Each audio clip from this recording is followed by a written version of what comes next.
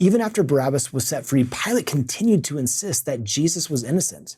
The Jewish authorities said to Pilate, "If you release this man, you are no friend of the emperor. Everyone who claims to be a king sets himself against the emperor." Those words turned the tide, and Pilate condemned Jesus to death. Although Pilate was more powerful than the Jewish authorities, he ultimately caved in to their request. Why were these words so threatening? Let's explore Pilate's backstory to understand this crucial moment when Pilate passes judgment on Jesus. Ancient historians, including Josephus, writing in about 90 AD, and Philo, writing in about 40 AD, shared stories that give insight into Pilate's character and provide valuable context for his role in Christ's trial. Here's the first story told by Josephus.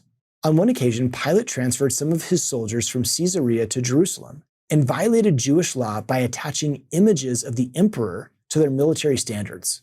Many Jews felt this action violated the commandment against graven images and traveled to Caesarea asking Pilate to remove the standards from Jerusalem.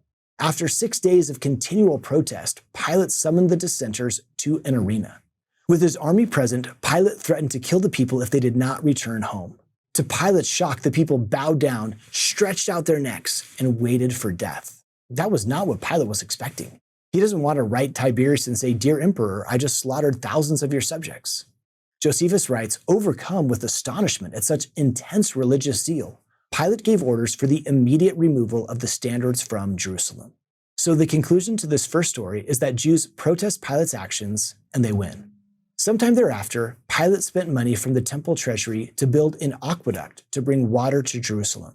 Apparently, he did so without the approval of the people, for when they heard of it, they began protesting. Pilate refused to listen. Instead, he had his soldiers, disguised in Jewish clothing, surround the protesters. At a prearranged signal from Pilate, the soldiers attacked the Jews. Josephus concludes the story saying, "Large numbers of the Jews perished, some from the blows which they received, others trodden to death by their companions in the ensuing flight. Cowed by the fate of the victims, the multitude was reduced to silence." In this second story, Pilate wins, but only by violence. This third story is my favorite. It was written within a decade or two of Christ's crucifixion, and it's our earliest recorded account of Pilate. Pilate put gilded shields in Herod's palace, which was located in Jerusalem, with an inscription honoring Emperor Tiberius. The people, believing Pilate did this not so much to honor Tiberius as to annoy the multitude, were furious about the shields, believing they violated Jewish customs. The people sent Herod the Great's 4 sons, including Herod Antipas, to protest Pilate's actions. Philo records that these important Jewish leaders shouted at Pilate saying, "Do not arouse sedition, do not make war, do not destroy the peace. You do not honor the emperor by dishonoring ancient laws. Do not take Tiberius as your pretext for outraging the nation. He does not wish any of our customs to be overthrown." When Pilate refused to act, the Jewish officials wrote a letter to Tiberius protesting the shields. Pilate said that Tiberius swiftly responded by writing to Pilate with a host of reproaches and rebukes for his audacious violation of precedent and bade him at once take down the shields.